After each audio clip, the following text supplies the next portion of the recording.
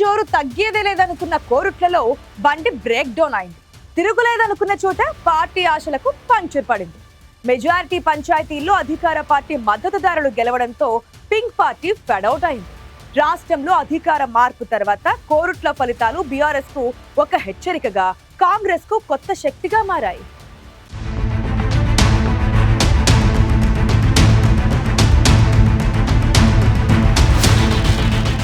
తెలంగాణ రాజకీయాల్లో కోరుట్ల నియోజకవర్గం ఎప్పుడూ ప్రత్యేకమే. 15 ఏళ్లుగా గులాబీ జెండా అక్కడ తిరుగులేకుండా ఎగిరింది. కానీ సర్పంచ్ ఎన్నికల ఫలితాలు రాజకీయ సమీకరణాలను సమూలంగా మార్చేశాయి. తండ్రి వారసత్వాన్ని అందుకుని గెలిచిన డాక్టర్ సంజయ్ ఒకవైపు బీఆర్ఎస్ ఎమ్మెల్యేగా ఉన్నారు. మరోవైపు ఎన్నికల్లో స్వల్ప తేడాతో ఓడిపోయినా రాష్ట్రంలో ప్రభుత్వం అధికారంలోకి రావడంతో కాంగ్రెస్ నియోజకవర్గ ఇన్ఛార్జ్ జువ్వాడి నరసింగరావు కోరుట్లపై పట్టు బిగిస్తున్నారు. బీఆర్ఎస్ ఎమ్మెల్యే ఉన్నా అభివృద్ధి పనులన్నీ కాంగ్రెస్ ఇన్ఛార్జి కనుసన్నల్లోనే జరిగిపోతున్నాయి. పంచాయతీ ఎన్నికలు ప్రచారంలోనూ కోరుట్లలో అధికార విపక్షాల మధ్య మాటల యుద్ధం జరిగింది.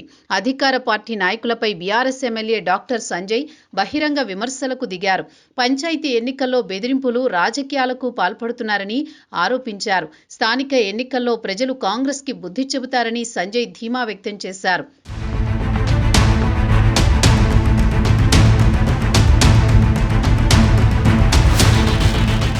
అయితే ఓటర్లు దీనికి భిన్నంగా తీర్పునిచ్చారు. కోరుట్ల, మెట్పల్లి, ఇబ్రహీంపట్నం, మల్లాపూర్ మండలాల్లోని మేజర్ పంచాయతీల్లో కాంగ్రెస్ బలపరిచిన అభ్యర్థులే మెజారిటీ స్థానాలు గెలవడం బీఆర్ఎస్ కు పెద్ద షాక్గా మారింది. పంచాయతీ ఎన్నికల ఫలితాలతో కోరుట్ల కాంగ్రెస్ ఇన్ఛార్జి జువ్వాడి నరసింగారావు ఆత్మవిశ్వాసం రెట్టింపు అయ్యింది.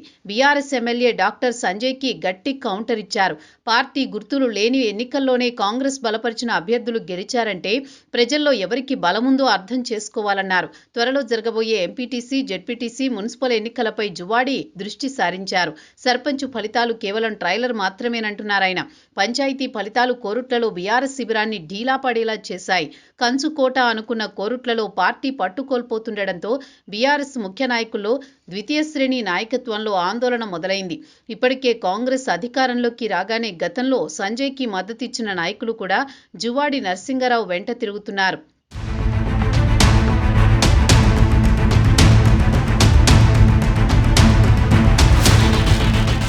పంచాయతీ ఎన్నికల్లో కూడా కాంగ్రెస్ మెజారిటీ సాధించడంతో బీఆర్ఎస్ నాయకులు తమ రాజకీయ భవిష్యత్తు కోసం కాంగ్రెస్ వైపు చూస్తున్నారనే చర్చ జోరుగా నడుస్తోంది. వలసల పర్వం ఇలాగే కొనసాగితే రాబోయే ఎంపీటీసీ, మున్సిపల్ ఎన్నికల నాటికి బీఆర్ఎస్ కు క్యాడర్ మిగలడం కూడా కష్టమేనని అంచనా వేస్తున్నారు. పంచాయతీ ఎన్నికల్లో స్వతంత్ర అభ్యర్థుల విజయం కొత్త సమీకరణాలకు తెరలేపుతోంది.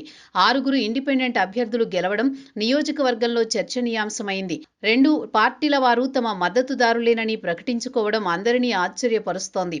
పంచాయతీ ఎన్నికల్లో వాపు ఎవరిది, బలుపు ఎవరిది అన్నది పక్కన పెడితే పార్టీ గుర్తులతో జరిగే ఎంపీటీసీ, జెడ్పీటీసీ, మున్సిపల్ ఎన్నికలు ఎవరి సత్తా ఏంటో తేలుతుందన్న చర్చ జరుగుతోంది. స్థానిక సంస్థల ఎన్నికలను ట్రైలర్గానే చూస్తున్నాయి ప్రధాన పార్టీలు. ప్రాదేశిక, పురపాలక ఎన్నికల్లో ఎవరి బలమేంటో ఓ క్లారిటీ వస్తుందనుకుంటున్నాయి. నియోజకవర్గంలో ఎవరు ఎమ్మెల్యేగా ఉన్నా, ఎవరు ఇన్ఛార్జిగా ఉన్నా అభివృద్ధి కుంటుపడకుండా ప్రజలకు సంక్షేమ ఫలాలు అందడం ముఖ్యం.